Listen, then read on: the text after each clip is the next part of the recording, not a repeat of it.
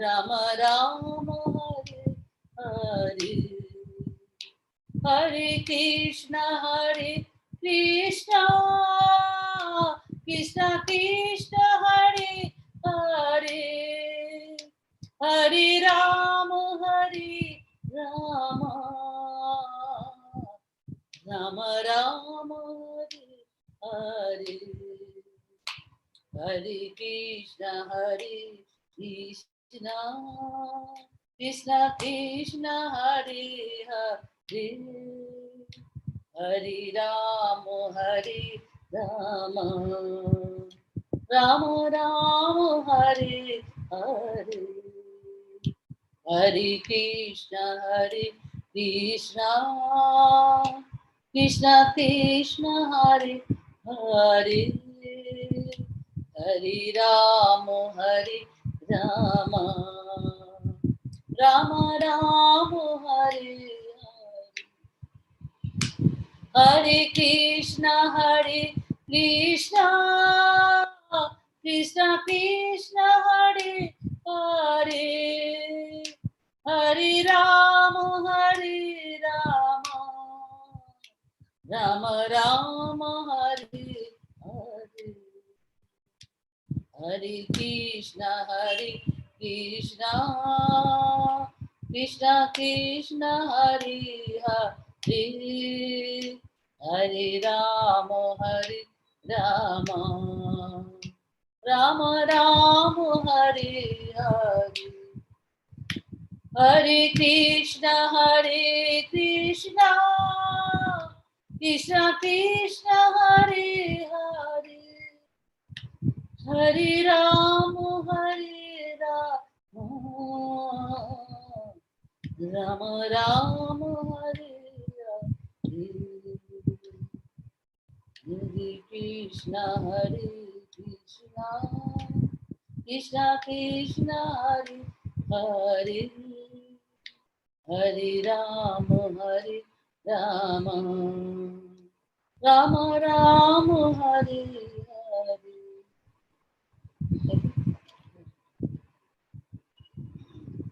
प्रभुपाद की जय। Yasho Madhav ji, thank you so much Anushree Madhav ji, बहुत प्यारा गीत था।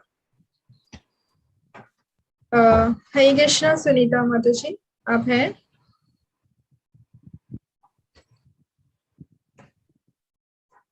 अनम्यूट कर लीजिए।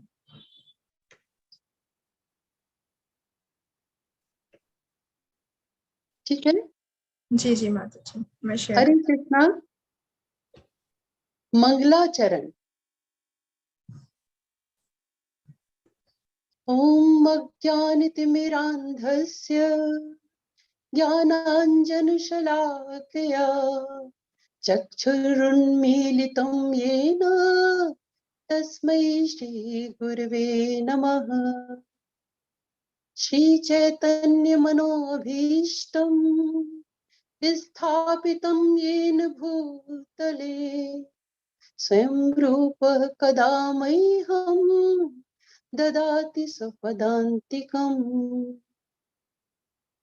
ॐ वन्देऽहं श्रीगुरो श्रीयुतपदकमलं श्रीगुरुं वैष्णवांश्च श्रीरूपं साग्रजातं सहगण रघुनाथान्वितं तं सजीवम् साद्वैतं सावधूतं परिजन सहितं कृष्ण चैतन्यदेवं श्रीराधा कृष्ण पादां सहगण ललिता श्री विशाखान्वितांश्च। हे कृष्ण करुणा सिंधो दीनबंधो जगत्पते गोपेश गोपिका कांत राधा कांत नमोस्तुते। तप्त कांचन गौरांगी राधे वृंदावनेश्वरी वृषभानुसुते देवी प्रणमामि हरिप्रिये। वाञ्छाकल्पतरुभ्यश्च कृपा सिन्धुभ्य एव च पतितानां पावनेभ्यो वैष्णवेभ्यो नमो नमः।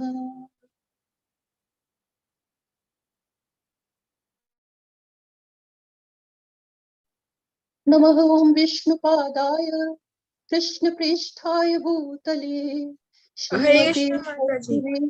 हाँ अब पहले जय श्री कृष्ण चैतन्य, उसके बाद प्रभात प्रणाम मंत्र। अच्छा। पहले जय श्री कृष्ण जय चैतन्य श्री फिर हरे कृष्ण कृष्णा। चैतन्य प्रभु नित्यानंद श्री अद्वैत गदाधर श्रीवासादि गौर भक्त वृंद। नमः ओं माता जी विष्णुपाद। हरे कृष्ण हरे कृष्ण। अच्छा अच्छा, उस सब के बाद में है। हाँ जी अच्छा, बिल्कुल।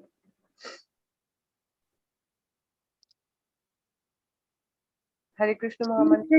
जय श्री कृष्ण चैतन्य प्रभु नित्यानंद श्री अद्वैत गदाधर श्रीवासादि गौर भक्त वृंद।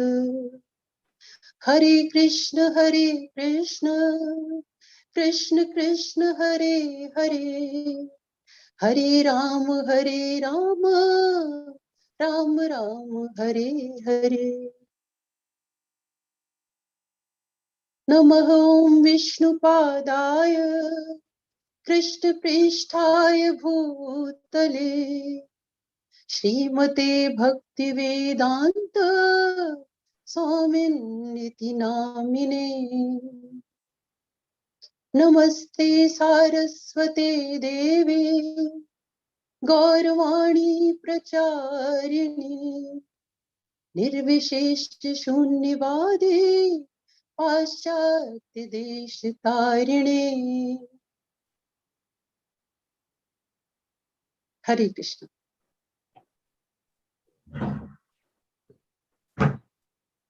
हरे Krishna thank you so much Sunita माता जी। थैंक अब यू। हरे कृष्णा नेहा माता जी। अब कौन है क्लास नेहा माता जी? नंदा माता जी। जब किसी की दीक्षा हो जाती है उनको नाम से नहीं, अपने मटेरियल नाम से बुलाना अपराध होता है, पता है? दीक्षा के बाद तो उनको उससे बुलाना चाहिए जो उनका दीक्षित नाम होता है। You should call people with their Dikshit name. okay. Showing Neha here because यही आईडी मैं अपने ऑफिस के लिए भी यूज कर लेती हूँ मीटिंग्स के लिए, तो वहां मैं नंदा डाल दूंगी तो मेरे क्लाइंट्स मेरे ऊपर केस कर देंगे कि केस आपने साइन किया था नेहा के नाम से और आपने नंदा को बिठा दिया सामने। So this is the reason I use that. Okay, या please highlight me on the screen and will start. Hare Krishna everyone. ये थैंक यू अनुश्री माता जी, थैंक यू सुनीता माता जी। आप लोगों ने बहुत अच्छा कीर्तन किया, बहुत सुंदर, एकदम मधुर मिठास वाला मंगलाचरण। ये जो मंगलाचरण में स्टेप्स हैं ये हमको फॉलो करने चाहिए। ये हमारे आचार्यों ने हमें स्टेप दिए हैं कि ऐसे वो करना है। इसका भी एक ऑर्डर होता है कि पहले आप किसको गुरु को करेंगे, फिर उसके बाद आप आ रहा है, पूरा ऑर्डर में आ रहा है कृष्णा, राधा रानी, वैष्णव, फिर चैतन्य महाप्रभु जो पंच तत्व मंत्र, फिर उसके बाद हरे कृष्ण महामंत्र, फिर प्रभुपाद प्रणाम मंत्र।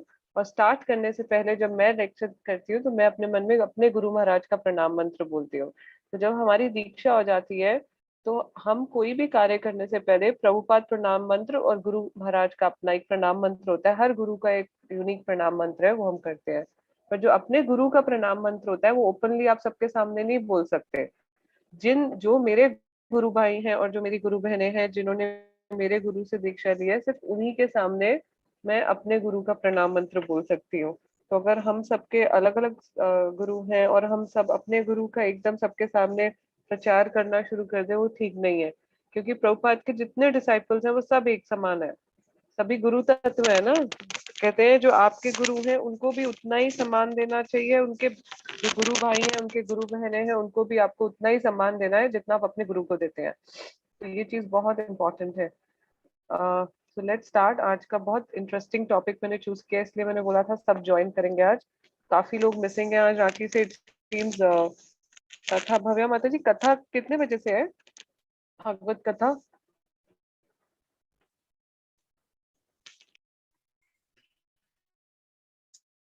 माता जी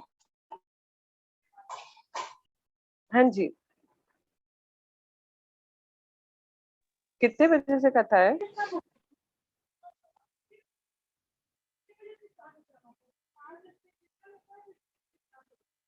वो जो डेली होती है वो वाली क्या, भागवतम की?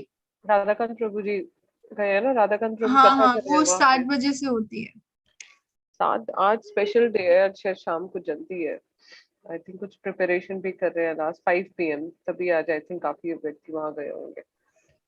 Okay, so let's start.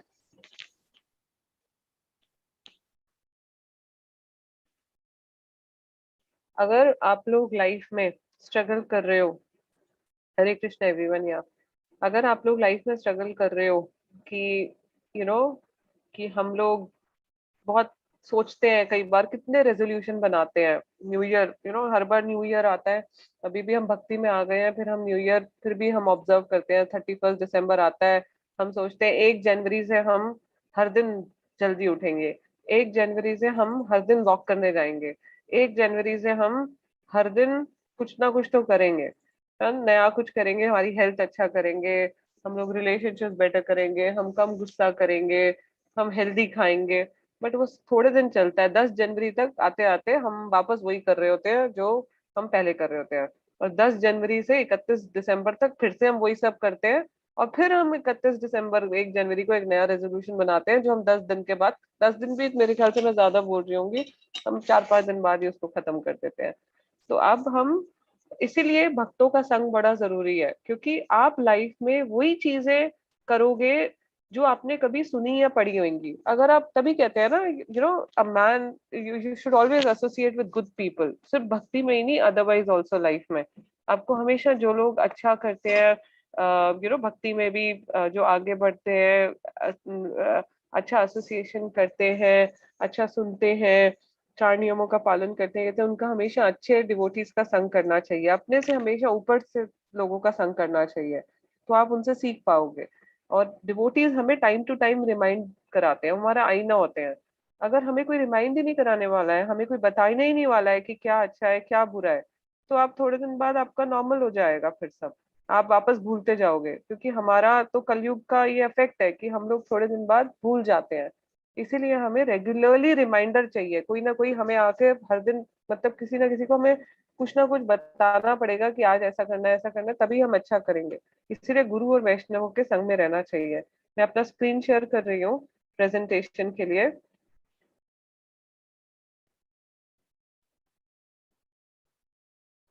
Okay, so this is the presentation जो मैंने थोड़ा बहुत तैयार किया है। Let's see if it opens. System बहुत स्लो चल रहा है। ओके, तो ये टॉपिक है डेवलपिंग डिटर्मिनेशन इन भक्ति, कि डिटर्मिनेशन, दृढ़ निश्चय कैसे डेवलप करें, भक्ति में नहीं, लाइफ में भी कैसे डेवलप करें कि हम लाइफ में आगे बढ़ पाए। कुछ भी आपको करना है लाइफ में, आपको डिटर्मिनेशन चाहिए, यू नीड डिटर्मिनेशन, कि आपको स्थिरता चाहिए, एक आप कुछ डिसाइड कर लो कि डिटर्मिनेशन का हिंदी मुझे एग्जैक्टली पता नहीं है क्या है।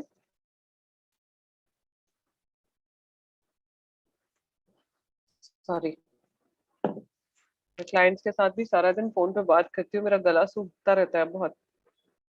सो आपको डिटर्मिनेशन चाहिए, कोई भी चीज लाइफ में अगर आपको सक्सेस पाना है, चाहे वो आपका भौतिक दुनिया में हो, चाहे आपका आध्यात्मिक दुनिया में हो, चाहे पर्सनल रिलेशनशिप में हो, चाहे प्रोफेशनल लाइफ में हो। सो बहुत कैसे पाए, हाँ, कैसे लाइफ भक्ति को आगे कैसे बढ़ाएं, भक्ति को आगे बढ़ाने के लिए ये 3 चीजें बहुत इंपॉर्टेंट है, प्लीज नोट करिए, नहीं तो भूल जाओगे आप लोग, ये भूल जाओगे आप। I want you all to note this अपने हाथ में, बाद में शेयर करूं नहीं करूं इस प्रेजेंटेशन को, अगर आप अपने हाथ से कोई चीज लिख लेते हैं वो आपको याद हो जाती है, वो आपकी मेमोरी में कहीं ना कहीं चली जाती है। तो भक्ति में 3D बहुत इंपॉर्टेंट है, क्या? 3D, भक्ति के 3D बहुत इंपॉर्टेंट है। पहला डी है डिस्क्रिमिनेशन, दूसरा डी है डिटर्मिनेशन, और तीसरा डी है डिसिप्लिन। अगर ये 3 आप अपने घर में टेबल पे, कहीं चेयर पे, मतलब कहीं भी जो आप चीज रोज देखते हो, मिरर को जहाँ आप तिलक लगाते हो, या अलमारी के ऊपर जहाँ आप कपड़े लेने जाते हो, उसके ऊपर लगा के रख लो ये, छोटे से अपने नोट्स बना के कहीं, या बड़ा बड़ा ये 3D लिख लो। आपको लाइफ में अगर ये फॉलो करोगे, आप हमेशा आगे बढ़ोगे। कौन से हैं 3D? डिस्क्रिमिनेशन, डिटर्मिनेशन और डिसिप्लिन। ठीक है, डिस्क्रिमिनेशन पढ़ते हैं, एक एक को लेंगे हम, आगे इसको एक्सप्लेन करेंगे। Discrimination, determination and discipline. अब इसको पढ़ेंगे, इसका मतलब क्या है। डिस्क्रिमिनेशन पहला पढ़ते हैं। डिस्क्रिमिनेशन का मतलब होता है नॉर्मल, अगर हम नॉर्मल भाषा में बात करें तो डिस्क्रिमिनेशन का मतलब होता है what is right and what is wrong for me. यही होता है ना कि मेरे लिए क्या ठीक है और मेरे लिए क्या गलत है। क्या मतलब लाइफ में हम चॉइसेस करते हैं, हमें समझ ही नहीं आता हमारे लिए क्या ठीक है, हमारे लिए क्या गलत है ना। हमको पता ही नहीं होता कि मुझे ये करना है, इसका संग करना है, इसका संग नहीं करना, मुझे ऐसा करना है, मुझे वैसा नहीं करना है, हमें ये नहीं पता होता। what will benefit me in the long run and what will harm me in the long run। क्या मुझे अच्छा मतलब क्या मुझे बेनिफिट करेगा, जिससे मुझे फायदा होगा, किससे मुझे नुकसान होगा। आई विश हमें कोई बता पाता। अभी मैं नौकरी आजकल मुझे दो तीन, मैं अपनी गर्ल से बात कर रही थी कि 2-3 जॉब ऑफर्स हैं, मुझे समझ नहीं आ रहा मैं कौन सा लूं। क्योंकि अभी जो जॉब के साथ मैं काम करती हूँ उसके साथ मुझे भक्ति के लिए टाइम मिल जाता है। आगे वाली नई वाली जॉब में मिलेगा या नहीं, पर नई वाली जॉब में बहुत अच्छा ऑफर है, ग्रोथ बहुत अच्छा है, समझ नहीं आ रहा क्या करना है। हाँ, और अभी गुरु महाराज से मैं बात करने की कोशिश कर रही थी तो गुरु महाराज अभी अमेरिका ट्रैवल कर रहे हैं, उनसे बात नहीं हो पा रहा है। तो इतना कंफ्यूजन चल रहा था कि करूं क्या। ऊपर से जो नया एम्प्लॉयर है वो उसने अल्टीमेटम दे दिया कि आपको संडे तक बताना है, फ्राइडे तक का दिया था, फिर मैंने संडे तक का टाइम और मांगा। तो अभी भी मैं कंफ्यूज थी करना क्या है। तो आई विश ऐसा कोई हमारे पास भी आईना होता ना। कई बार हमें लगता है काश काश हमें पता हो कि ये डिसीजन हम ले लें तो इसके बाद क्या होगा उसका हश्र। हम यही सोचते रहते हैं। तो ये डिस्क्रिमिनेशन होता है कि क्या हमको हमारे लिए कोई चीज ठीक है या नहीं, ये इसको डिसाइड करना, डिस्क्रिमिनेट करना कि रात को मैं लेट उठ रहा हूँ, लेट सो रहा हूँ, ये मेरे लिए ठीक है या नहीं। सुबह मैं लेट उठ रहा हूँ, ये मेरे लिए ठीक है या नहीं। मैं भक्तों का संग कर रहा हूँ मोस्टली, वो मेरे लिए ठीक है या नहीं।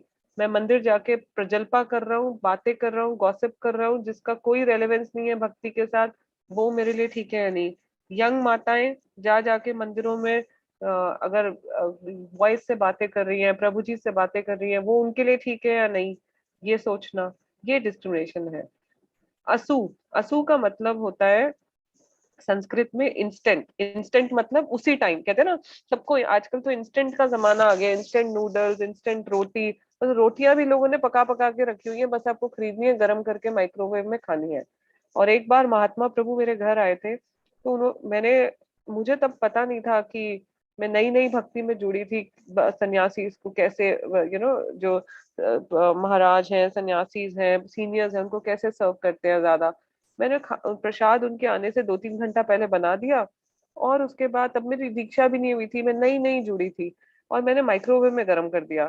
तो महात्मा प्रभु ने मुझे बोला था कि अगर किसी को मारना हो ना, if you want to kill somebody, उसका माइक्रोवेव में खाना गर्म कर दो, आप माइक्रोवेव में बना हुआ खाना खिलाओ उसको, इतने हार्मफुल होते हैं माइक्रोवेव। तो इंस्टेंट, इंस्टेंट सब कुछ चाहिए। असू मीन क्योंकि काम नहीं करना चाहते, 2 दिन पहले 3 दिन पहले सब्जियां काट के रख देंगे कि 3 दिन तक चलती रहे। हाँ, मैं उस दिन किसको बता रही थी, पता नहीं किसके घर में गई थी, मैंने देखा उन माता जी ने एक स्पेशल फ्रिज खरीदा हुआ है जिसमें वो काट काट के सब्जियां रखती है। 20 किलो मटर छील के रखे हुए हैं, 10 किलो पता नहीं क्या कुछ काट के रखा हुआ है, वो यूज करते रहते हैं। और बाहर की कंट्रीज में तो ये बहुत कॉमन है। और रा का मतलब रमन, मतलब एंजॉय करना, रमन बोलते हैं ना, रमन। रा मतलब एंजॉय करना। तो असुर का मतलब क्या होता है? One who wants to enjoy instantly. असुर होते हैं जिनको सब कुछ अभी एंजॉय करना है, कुछ मेहनत नहीं करना, अभी मिल जाए बस। हाँ, किसी को देखा उसके पास अच्छी गाड़ी है, हमें भी चाहिए ये। उसके उसके अपने कर्म है भाई, तुम्हारे अपने कर्म अलग है, उसके अपने कर्म है, उसने क्या किया है, उसने मेहनत की, उसके पुराने जन्म के कर्म है। तो कैसे हम लोग अपनी लाइफ कंपेयर कर लेंगे। बट जो असुर होते हैं, they always wants to enjoy instantly, इसी टाइम उनको एंजॉय करना है। और जो एक डिवाइन पर्सन होता है, मतलब जो सुर, जो अच्छे लोग होते हैं, जो डिवाइन क्वालिटीज वाले, जो दिव्यता में जीते हैं लोग, वो कैसे होते हैं? वो अपना one who can restrain his mind, senses and think twice before acting. वो अपने सेंसेस और माइंड दोनों को कंट्रोल करते हैं और कुछ करने से पहले सोचते हैं, 2 बार सोचते हैं। 2 बार सोचेंगे करने से पहले कि क्या ये ठीक है, क्या मुझे ये बोलना चाहिए शब्द। ये नहीं कि कुछ भी गुस्सा आया कुछ भी बोल देंगे, कुछ भी कर देंगे उठा के। वो सोचते हैं वो लोग, पहले उसको डिसाइड करते हैं क्या बोलना है क्या नहीं बोलना है, क्या मेरी अथॉरिटी है इसको बोलने की जो मैं बोल रहा हूँ।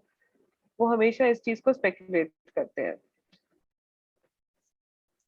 एक स्लोगन आता था, लिव लाइफ किंग साइज, है ना? कि एडवर्टाइजमेंट में भी तो बड़े कैचअप स्लोगन आते हैं, live life king size. And तो अगर आप ऐसे करोगे, मजे एकदम जियो किंग की तरह खूब मजे करो। हाँ, ये इस जन्म में जो करना है करो, मूवीज जाओ, डिस्को जाओ, गर्लफ्रेंड बनाओ, बॉयफ्रेंड बनाओ। हाँ, 4 नियमों को तोड़ो, इलिसिट रिलेशनशिप करो, दारू पियो, बाहर घूमो, सब कुछ करो, लिव लाइक किंग साइज, यही बोलते हैं आजकल लोग। अरे तुम लोग भक्त क्या कर रहे हो? तुम लोग तो सिर्फ हर सैटरडे संडे मंदिर चले जाते हो।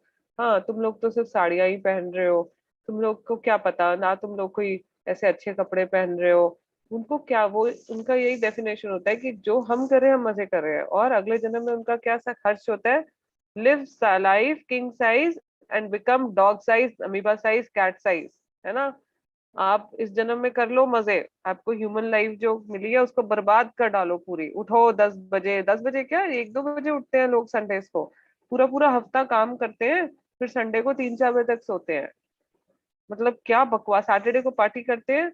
जो कॉर्पोरेट में है लोग वो तो जानते हैं, मैंने कॉर्पोरेट में काम किया, मैं कॉर्पोरेट का कल्चर इतना गंदा होता है, इतना गंदा कॉर्पोरेट का कल्चर होता है कि आप वहाँ काम नहीं कर पाओ, डिवोटीज का मुश्किल है वहाँ, घुट जाएगा उनका दम।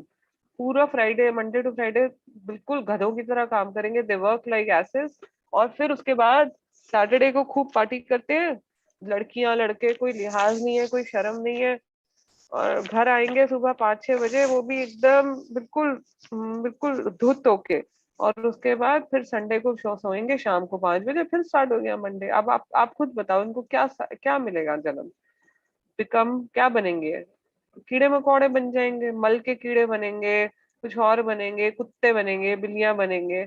और कई लोग बोलते हैं तो क्या हुआ, कुत्ते बिल्ली का जन्म भी अच्छा है तो कोई बात नहीं, ठीक है फिर बनो कुत्ते बिल्ली, हमें क्या फर्क पड़ रहा है? हम तो बता ही सकते हैं आपको, आपको लग रहा है कुत्ते का जन्म अच्छा है कि जो घूमता रहता है रोड पे गर्मी में बारिश में, 10 कुत्ते उसको लड़ते हैं, अपने जगह के लिए इतने पर्टिकुलर होते हैं, उतना वो हमेशा अपने आप को बचा के चल रहा होता है। आपको लग रहा है उसकी लाइफ अच्छी है तो अच्छी होगी फिर, है ना? एक स्लोगन नाइकी का होता है, just do it, I think Nike का ही स्लोगन है, पर ये गलत है। This is wrong, not just do it. हमने पिछली स्लाइड में देखा क्या, थिंक ट्वाइस बिफोर एक्टिंग, सोचने करने से पहले सोचिए इसका क्या, क्या इसका निष्कर्ष होगा, इसका क्या वो निकलेगा, इसका इससे क्या होगा। इसको मैं करेंगे तो दूसरों को आप हर्ट तो नहीं कर रहे हो, या आपको बाद में पछतावा होगा करने के बाद, क्या फायदा। वो कहते हैं ना, अब क्या होए जब चिड़िया चुग गई खेत, वो है ना, फिर उसके बाद क्या फायदा, आप रिग्रेट ही करते रहोगे और फिर बोलोगे भगवान की मर्जी थी। भगवान की मर्जी नहीं थी, आपने फ्री विल से चूज किया था, आपका फ्री विल भी दिया है भगवान ने, आप उससे चॉइसेस करते हो। और गंदी गंदी चॉइसेस, अगर कोई चोर चोरी कर ले, मर्डर कर दे, बोलते भगवान की मर्जी थी मैं मर्डर करूंगा, ऐसे तो फिर पूरी दुनिया ऐसे चल पड़ेगी। आपका फ्री विल दिया है भगवान ने, आपको स्वतंत्र इच्छा दी है। तो जो डिवोटीज होते हैं, जो अच्छी प्रवृत्ति के, जो सतोगुणी लोग होते हैं, वो क्या करते हैं, लुक बिफोर यू लीप, पहले छलांग मारने से पहले देखो क्या कर रहे हो, कहाँ छलांग मार रहे हो, कहाँ जा रहे हो, इसके बाद क्या होगा। अपने करने से पहले 3 स्टेप सोच लेना चाहिए कि मैं ये करूंगा तो उसका ये होएगा, ये होगा, ये होगा। फिर उसके बाद सोचना चाहिए, ये नहीं कि मैं कर लूं बस अभी क्योंकि बाकी सब कर रहे हैं। अभी आजकल मैं गर्ल्स को देखती हूँ, जो काफी गर्ल्स हैं जो मेरे साथ 10th 12th में है, उनको ये होता है कि हम वही करें अभी जो बाकी पूरी दुनिया कर रही है, बिकॉज उनकी भी गलती नहीं है। पूरी दुनिया में 3-4 प्रोफेशन ही दिखा रखे हैं जो अच्छे हैं, बड़े हाईलाइट कर रखे हैं, लॉयर, डॉक्टर, इंजीनियर, ये 4 प्रोफेशन है, और पता ही नहीं बाकी क्या क्या है। क्योंकि वही सब कर रहे हैं तो हम वही करेंगे, ऐसा नहीं। आप सोचो आपका नेचर क्या है, what is best suited for you. और जितना आप अपने आप को समझते हो उतना कोई नहीं समझेगा। आपको बैठ के अपने अंदर के जो परमात्मा है उनके साथ आपको थोड़ा ध्यान करना पड़ेगा, आपको जप करना पड़ेगा, आपको जपा मेडिटेशन अच्छा करना पड़ेगा, फिर आपको अंदर से शक्ति मिलेगी कि आप डिसीजंस ठीक ले पाओ।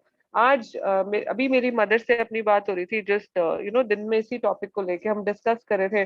माय मदर वाज सेइंग तुम कौन सा जॉब लोगी, कैसे सोचा है? मैंने बोला मम्मा मैं कल सुबह उठूंगी और अपने जप करूंगी, और जप के बाद मैं भगवान से पूछूंगी क्या करना है, और फिर उसके बाद मैं डिसीजन लूंगी। क्योंकि मुझे पता है कि जितना मैं अपने आप को जानती हूँ, जितना मेरे गुरु और मैं जानती हूँ, उतना कोई और नहीं जान पाएगा।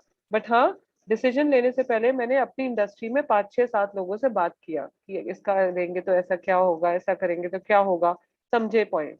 बट फाइनल डिसीजन हमेशा आपको लेना चाहिए, बट उससे पहले आपको समझदार लोगों से जो आपकी इंडस्ट्री में है, उनसे आपसे रिलेटेड है किसी चीज में, उनसे बात करिए। जैसे मैंने अपनी गर्ल्स को बोला आप लोग बात करो, करियर काउंसलिंग दो, जो करियर काउंसलर्स हैं उनसे बात करो, बट आपका नेचर, ये आपको अपने नेचर के अकॉर्डिंगली चूज करना है। हाँ, सब कोई सब नहीं बन सकते, सब कोई डॉक्टर्स नहीं बन सकते, सब कोई इंजीनियर्स नहीं बन सकते, हर एक का अपना वैल्यू है उसमें, प्रोफेशन में भी। तो विजन फर्स्ट, एक्शन नेक्स्ट। पहला विजन होना चाहिए कि क्या आपको करना है, और एक्शन फिर बाद में लेना चाहिए। ओके, जो माया देवी है, सॉरी इसमें थोड़ा दिख कम रहा है यहाँ पे, माया sells us cheap items, we don't want to pay the price. Maya Devi हमको चीप चीप सस्ते सस्ते आइटम्स बेचने की कोशिश करती है। वो बोलती है, मैंने बताया था उस दिन, मन जो होता है ना, माइंड हमारा, मन को हिंदी में इंग्लिश में माइंड बोलते हैं, वो क्या करता है हमको, माइंड हमको ना सिर्फ कंफर्ट में ले, माइंड चाहता है हमेशा, माइंड का एक काम है, मन का एक काम है, वो कंफर्ट में रहे। थोड़ी देर और सो जाओ, अलार्म बज रहा है कोई बात नहीं, आधा घंटे बाद, वो आधा घंटा आता ही नहीं, इसी में मंगला आरती मिस हो जाता है। तो माइंड हमेशा हमको काम जो करने के लिए बोलता है, वो हमको छोटे छोटे मतलब इजी काम बोलता है कि इजी कर, लाइफ अपनी इजी कर। तो माया देवी भी उसी में ही घुस के हमारा, वो वैसे ही उनको पता है, माया देवी को पता है कि ये वीक नेचर्ड है, इसमें डिटर्मिनेशन नहीं है, इसका नेचर वीक है। वो हमारे सामने ऐसी ही चीजें फेंकती हैं और हम उसको उठा लेते हैं, वो हम उसको इजी चीजों को सबको उठाते जाते हैं। हम यही गड़बड़ कर रहे हैं वहां पे। So how to get determination. अब डिटर्मिनेशन का एक छोटा सा यहाँ मैंने ऊपर लिखा हुआ है, रीडिंग शास्त्रास, कोई और तरीका नहीं है, नहीं है, नहीं है। मान मेरी बात, मेरी लिख लो लिख लो लिख लो। डिटर्मिनेशन पाने का सिर्फ एक ही तरीका है, रीडिंग। जिस व्यक्ति की रीडिंग बेकार है, उसके अंदर कभी भी डिटर्मिनेशन नहीं आएगी। रीडिंग बहुत अच्छी होनी चाहिए आपको। मेरे साथ एक चीज बहुत अच्छी हुई कि मेरे बचपन में हमारे पापा को रीडिंग, हमारे को बुक्स मतलब पढ़ाने की आदत, पढ़ने की आदत डाल दी उन्होंने। बचपन से ही मैंने वो सिडनी शेल्डन और जॉन ग्रिशम, एंड रैंड, वो सब जो नॉवेल्स थी, मुझे बहुत शौक था, मैंने सारी पढ़ डाली। और उसके बाद जब अब मैं भक्ति में आई, तो भी आप मेरा, अभी भी मैं आपको अगर एस्केप करके दिखाऊंगी, मेरे कंप्यूटर पे 50 स्क्रीन हमेशा खुली रहती है, मैं कुछ ना कुछ पढ़ती रहती हूँ खोल खोल के। तो एक चीज अच्छा हुआ है कि रीडिंग का शौक था, तो इसलिए वो भक्ति में काम आ रही है। तो पॉइंट ये है बोलने का कि रीडिंग आपको एक बनाना पड़ेगा, कुछ अपने आप को डिसिप्लिन करना पड़ेगा कि मैं सोने से पहले रोज 15 मिनट रीडिंग करना ही करना है। दिन में लंच करने से पहले 15 मिनट रीडिंग करना ही करना है, या लंच करने के बाद 15 मिनट रीडिंग करना ही करना है। जब ऐसा आप अपने दिमाग को ट्रेन कर दोगे ना, आपका आधे घंटे का रीडिंग हो गया हर दिन का। रीडिंग को सिस्टमैटिक करिए। ये नहीं कि आज एक किताब उठा लिया, कल उठा लिया, परसों दूसरा उठा लिया। ठीक है, 3 4 किताबें इकट्ठे पढ़ना शुरू कर सकते हो, बट कंटिन्यूशन में पढ़िए, यानी कि बीच में से कोई भी पेज उठा लिया। तो जब आप शास्त्र पढ़ते हैं तो आपका डिटर्मिनेशन स्ट्रांग होता है। क्यों? क्योंकि शास्त्र आपको बताते हैं कि आपको भक्ति में आगे कैसे बढ़ना है, आपको इंस्ट्रक्शंस मिलती हैं शास्त्रों से। चैंटिंग करना बताते हैं शास्त्रों में, रीडिंग करना, भक्तों का संग करना। तो बार बार जब ये आपको बताया जाता है, तो आप सतोगुण में रहते हो। जितना आप सतोगुण में रहोगे, उतना आप अपने वर्ड को वैल्यू कर पाओगे, आपके अंदर डिटर्मिनेशन आएगा टू डू थिंग्स, आप उसको वैल्यू कर पाओगे चीजों को। ये यहाँ पे भागवत गीता का 16वें अध्याय का 24वां श्लोक है, तस्माक शास्त्रम परमाणम ते। हाँ, कार्य अकार्य व्यवस्थित, मतलब कार्य अकार्य मतलब जो काम अच्छा है, और अकार्य मतलब जो अच्छा नहीं है।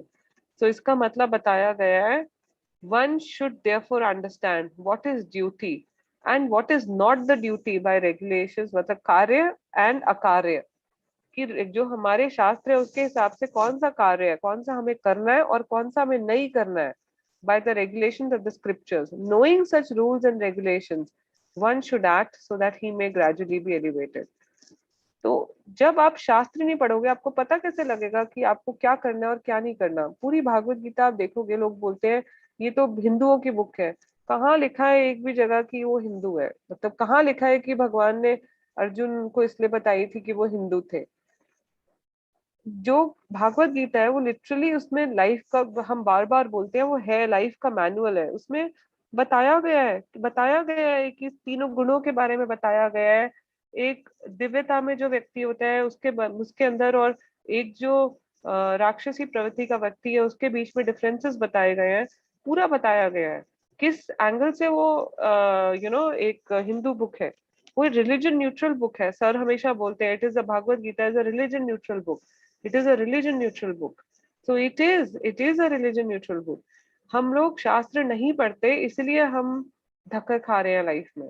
अगर हम शास्त्र पढ़ेंगे तो हमें बहुत क्लैरिटी रहेगी, हमें समझ आएगा कि एवरीथिंग इज टेम्पररी। हमें अपना बेस्ट करना है, रिजल्ट्स का इच्छा नहीं रखना। कौन सा कर्म हमें करना है, निष्काम कर्म, सकाम कर्म, हमें डिफरेंट टाइप के अकर्म, ये सब हमें पता लगेगा कि हमें करना क्या है। अभी तो हमें पता ही नहीं होता। एक इंग्लिश में सेइंग है पेनी वाइज पाउंड फुलिश। इसका मतलब है कि आप अपना, मतलब जब आप चवन्नियों को खर्च रहे हो तो आप बड़ा सोच समझ के खर्च रहे हो, और जब आप लाखों रुपए खर्च रहे हो तो आप सोच नहीं रहे हो एक मिनट भी। हमारे भी वही हाल है कि हमारा जो सोल है, मैंने यहाँ पिक्चर डाला है, जो हमारा सोल है वो अंदर रो रहा है। हमारा जो सोल है वो अंदर रो रहा है, वो बेचारा फंसा हुआ है। जैसे हमेशा प्रभुपाद पिंजरे का एग्जाम्पल देते थे कि सोने के पिंजरे में आपने एक पक्षी को डाला हुआ है पर उसको खाना नहीं खिला रहे हो, और पिंजरे को ही आप डेकोरेट करते जा रहे हो। कभी उसमें आप सोने का पाउडर डाल रहे हो, कभी आप कुछ डाल रहे हो, कभी कुछ डाल रहे हो, और जो पिंजरा के अंदर व्यक्ति बाहर है वो आप डेकोरेट कर रहे हो, और अंदर जो है पिंजरे वो भूखा मर रहा है। हमारा सोल भी ऐसे ही है कि हम बाहर के लिए करते रहते हैं, अच्छी जॉब, अच्छा पैसा, अच्छा कमाई, पर अंदर से जो सोल है वो मर रहा है। तभी आप देखो कि मोस्टली लोग जो बहुत पैसा कमाते हैं वो बहुत दुखी हैं, क्योंकि हमेशा वो फियर में रहते हैं कि हमारा लुट जाएगा, जॉब चली जाएगी। और होता भी है। अभी हमारे यहाँ पे एक व्यक्ति थे, कोविड से पहले, मुझे याद है, यहाँ पे उनका बहुत बड़ा कोठी है जहाँ हम रहते हैं, बहुत बड़ा घर, 20-30 करोड़ का तो उनका घर ही है। और अभी कोविड के बाद उस दिन मैं देख रही हूँ उनके घर से सामान खाली हो रहा था, तो पता लगा कि उनका सारा बिजनेस बिक गया। अब उनके पास जगह ही नहीं है, उन्होंने अपना सामान भी बेच दिया। उनके पास नए जो छोटे से एक रूम के फ्लैट में जा रहे हैं, तो वहां ये 10 कमरों वाला घर का सामान कैसे फिट करेंगे? तो ये जो एक व्यक्ति बहुत ज्यादा कमाता है, बहुत भौतिक चीजों के पीछे भागता रहता है, वो हमेशा एंजाइटी में रहता है।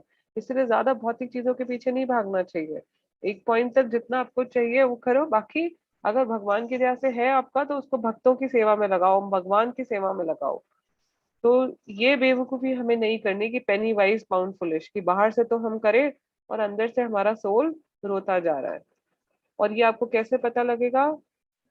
शास्त्र बताते हैं आपको करना है क्या नहीं करना। अब देखिए यहाँ प्रभुपाद है, वो प्रसाद खा रहे हैं, है ना? बिल्कुल जो प्रसाद है वो पूरा सात्विक भोजन है जिसमें न प्याज लहसुन। और यहाँ देखिए ये जो व्यक्ति है, जहाँ से मैंने पिक्चर निकाली, उसमें इस व्यक्ति ने कंपटीशन किए में भाग लिया हुआ था, जहाँ पे इसने नॉनवेज खाना था, मतलब रॉ फूड, उसी टाइम जानवर को काट के खाना था।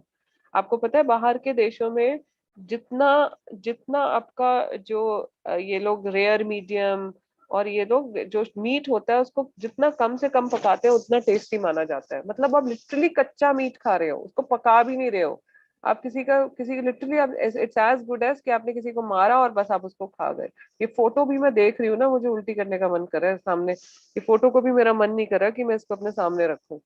तो शास्त्र हमें देखो बताते हैं कि हमें क्या करना है और हमें क्या नहीं करना। जो व्यक्ति शास्त्र नहीं पढ़ेगा, आजकल प्रॉब्लम यही है, पेरेंट्स पेरेंट्स बन गए हैं, दादा दादी बन गए हैं, 80-80 साल के हो गए पर आज तक उन्होंने शास्त्र नहीं पढ़े। इसका मतलब आप सोचो कि उन्होंने कितनी जनरेशन खराब कर दी। जिस व्यक्ति ने शास्त्र नहीं पढ़े उसने अपने बच्चे पैदा कर दिए, उसने अपने पोते पोती पैदा कर दिए, पोते पोती भी बड़े हो गए, कितनी जनरेशन खराब हो गई अगर वो भक्ति में नहीं आई। और क्योंकि उन्होंने तो अपने अकल से पढ़ा दिया, उनको अपने अकल से बड़ा कर दिया, उनको पता ही नहीं था कि क्या ठीक है क्या गलत है, क्या कार्य है क्या अकार्य है, उनको पता ही नहीं, अपनी अकल से चल पड़े। और क्या अपनी अकल से आप कर सकते हो? भगवान ने ह्यूमंस को डिफेक्ट वाला पैदा किया है, जो ह्यूमंस हैं वो डिफेक्टेड है ना, वो उनको वो इल्यूजन में रहते हैं। 4 डिफेक्ट्स बताते हैं ना ह्यूमंस में क्या क्या है। They are always in illusion, they always make mistakes, and they have cheating propensity. हाँ, तो ये हमारे जो हमारे ह्यूमंस हैं, हमारे में अंदर इतनी अकल हुई है कि हम डिसाइड कर पाए क्या ठीक है हमारे लिए क्या नहीं ठीक है, जब तक हमारे अंदर कोई स्पिरिचुअल स्ट्रेंथ नहीं होगा। तो जब हम शास्त्र पढ़ते हैं हमें स्पिरिचुअल स्ट्रेंथ पड़ता है। अभी तक देखो हमने यही हर स्लाइड में यही बात निकल के आ रही है कि आपको शास्त्र पढ़ने हैं, हर स्लाइड में यही बात निकल के आ रही है। सारा सोल्यूशन प्रॉब्लम का क्या है? शास्त्र पढ़ना। यहाँ पे एग्जाम्पल भी है जिसमें डिटर्मिनेशन का मैंने डाला हुआ है यहाँ पे। एक ये बनाया है कछुआ। जो कछुआ होता है उसके साथ एक बहुत अच्छी चीज होती है कि वो अपने जो सेंसेस होते हैं, जो उसके इंद्रियां होती हैं, उसको वो विड्रॉ कर सकता है। जैसे ही कोई उसके ऊपर प्रॉब्लम आने वाली होती है ना, वो सिकोड़ लेता है अपने इंद्रियों को, अपने सारे जो ये लिम्स है ना जो उसके अंदर चले जाते हैं, हाथ मुंह पाँव सब अंदर चला जाएगा इसके। और ये शेल भगवान ने देखो कितना स्ट्रांग बनाया है कि कोई भी इसके ऊपर इसको कुछ मार देगा इसको फर्क नहीं पड़ेगा। और स्किन देखो कितनी उसकी वो है, सॉफ्ट है। अगर वो स्किन कोई अगर कोई इसका शत्रु आएगा वो एकदम से उसको कुछ उसको चोट लग सकता है। बट जैसे ही कोई उसको आवाज भी आती है ना, या उसको लगता है कोई खतरा है, वो एकदम छुप जाता है इसके अंदर, इन शेल्स के अंदर। तो ये एक भागवत गीता का वर्स में भी पर्पट में बताया गया है। भगवान यहाँ बोलते हैं ये भागवत गीता का 2nd चैप्टर का 50th verse, one who is able to withdraw his senses from sense objects as the tortoise draws its limbs within its shells is firmly fixed in perfect consciousness। जो व्यक्ति अपनी इंद्रियों को इंद्रिय विशेष से बचा के रख सकता है वो भक्ति में बहुत आगे बढ़ेगा। वो फर्म है, मतलब उसको दृढ़ता है, वो दृढ़ है, डिटर्मिनेशन है उसको। और ये हम कैसे कर सकते हैं? ये पॉसिबल नहीं है। आप क्या इंद्रियों को इंद्रिय विशेष से अलग कर सकते हो? कर सकते हो? कौन बताएगा? आई कांट सी, अनम्यूट करके बोलो कि आप इंद्रियों को इंद्रिय विशेष से अलग कर सकते हो।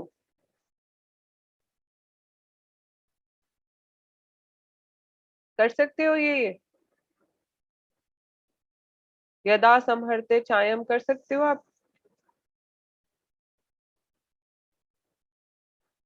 नहीं, आप नहीं कर सकते। अगर आप अपने सेंसेस को सेंस ऑब्जेक्ट से, क्या आप आंखों को परमानेंटली बंद कर सकते हो? मैं ये सोच लूं कि मैं मटेरियल चीजें नहीं देखूंगी, अब मैं परमानेंटली आंखें बंद करके रहूंगी, ऐसा हो सकता है? या मैं बोल दूं मैं अपने कान में 24 घंटे पूरी लाइफ 24 घंटे 365 डेज कानों को बंद करके रखूंगी रुइयों से, ऐसा हो सकता है?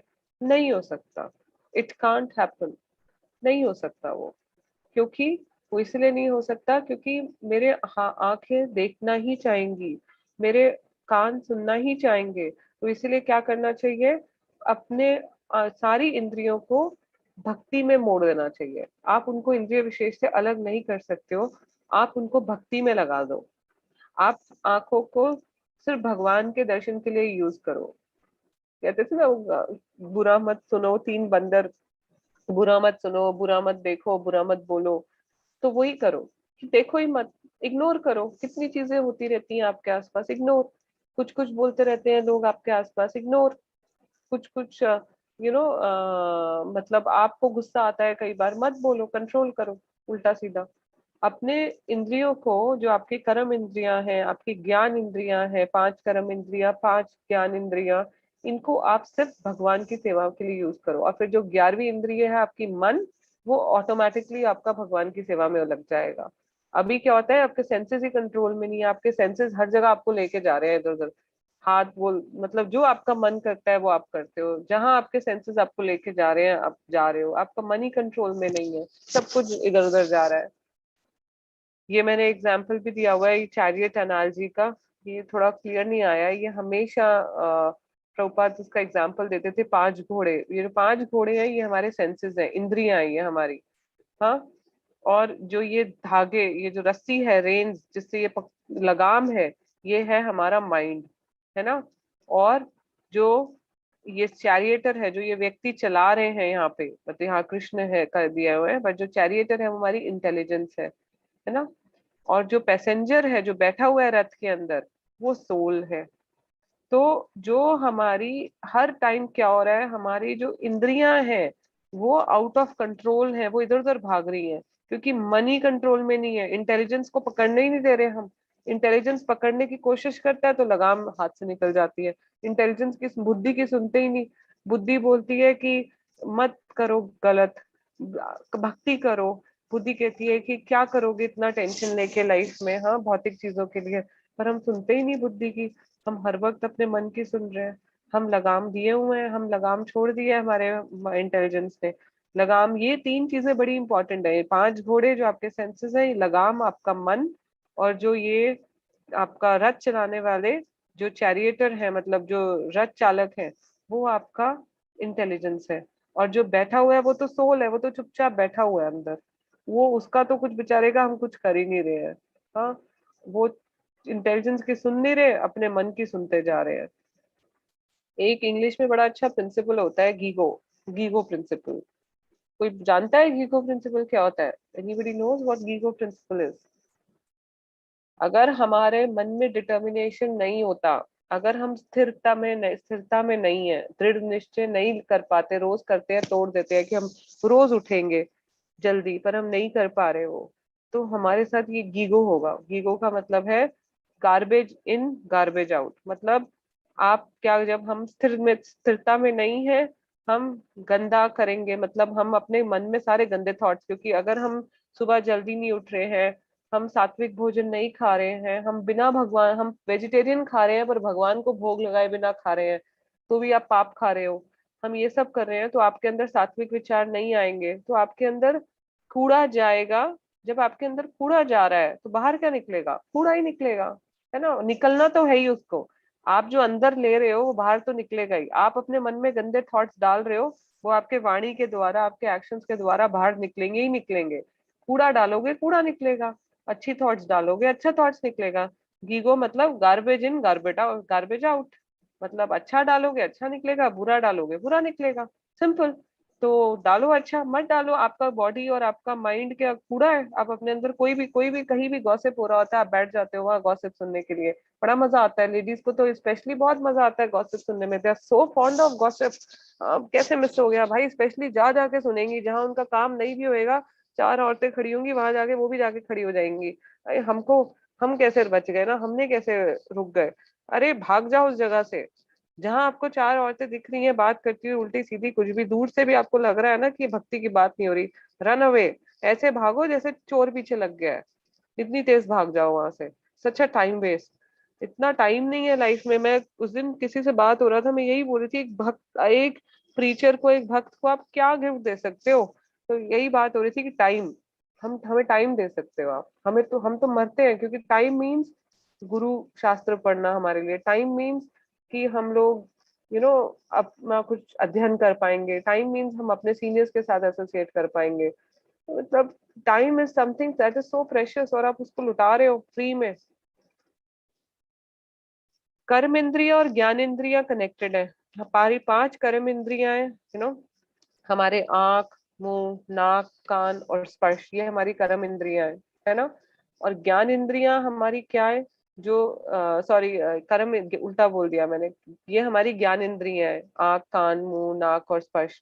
और कर्म इंद्रिय से हम काम करते हैं, hands, legs, mouth, rectum and anus. ये जो हमारे जनेंद्रियां, हमारे हाथ, हमारे पैर, हमारा मुंह, ये हमारी कर्म इंद्रियां हैं जिनसे हम कर्म करते हैं। तो ये इनका इनका संबंध है। कैसे संबंध है? जो हमारे इंटेलिजेंस है, जो बुद्धि है, वो हमारा हस्बैंड होता है। जो माइंड है वो उसकी वाइफ है। जो सेंसेस है वो उसके बच्चे हैं। तो अब क्या होगा अगर आपके बच्चे शोर मचाते हैं? हाँ, तो बीवी क्या बोलती है? जाके अपने पति को बोलती है जाओ। अगर बीवी भी बच्चों को कंट्रोल में नहीं कर पा रही, बीवी भी बिल्कुल शास्त्र नहीं पढ़ती, उसको कोई नॉलेज नहीं है, बच्चे भी शास्त्र नहीं पढ़ रहे, पर इंटेलिजेंट हस्बैंड इंटेलिजेंट है, पर बीवी बच्चे मूर्ख हैं, तो बच्चे क्या करते हैं, माँ को जाके बोलते हैं, माँ जाके हस्बैंड को बोलेगी कि इनको ले दो ना, ये रो रहे हैं इतना, इनको कुछ चाहिए, इनको मूवी जाना है, बच्चे कह रहे हैं मूवी जाना है। तो माइंड बोलता है, अब वही बीवी बोलती है ठीक है आप दिखाओ मूवी, आप मेरे को मेरी बात नहीं सुन रहे, बच्चे इतना तंग कर रहे हैं, तो हस्बैंड भी तंग आके बोल देता है ठीक है भाई ले चलते हैं मूवी। तो हमारे साथ भी वही है, हमारे जो सेंसेस हैं वो कंट्रोल में नहीं है, और जो माइंड है हमारा, फिर वो हमेशा सेंसेस की सुनता है, और जो माइंड है वो अपनी बात मनवा ले जाता है, क्योंकि इंटेलिजेंस जो है वो स्थिर नहीं है, that is not determined, resolute नहीं है, उसमें कोई स्थिरता नहीं है। तो अब यही होगा ऑब्वियसली, जब स्थिरता नहीं है तो इंटेलिजेंस की कोई सुनेगा ही नहीं, और हम सब भक्ति में इसलिए वीक हो जाते हैं और अपनी पर्सनल लाइफ प्रोफेशनल लाइफ में इसलिए वीक हो जाते हैं क्योंकि हम अपनी बुद्धि की नहीं सुनते हैं, हम सिर्फ और सिर्फ अपने मन की सुनते हैं। क्योंकि यहाँ पे जिस, तभी तो कहते हैं ना, जिस जिस घर में बीवियों का राज होता है वो घर डूब जाते हैं, इसीलिए क्योंकि जो फीमेल्स होती हैं वो वैसे ही ज्यादा इंटेलिजेंट नहीं होती हैं, आदमी हमसे ज्यादा इंटेलिजेंट होते हैं।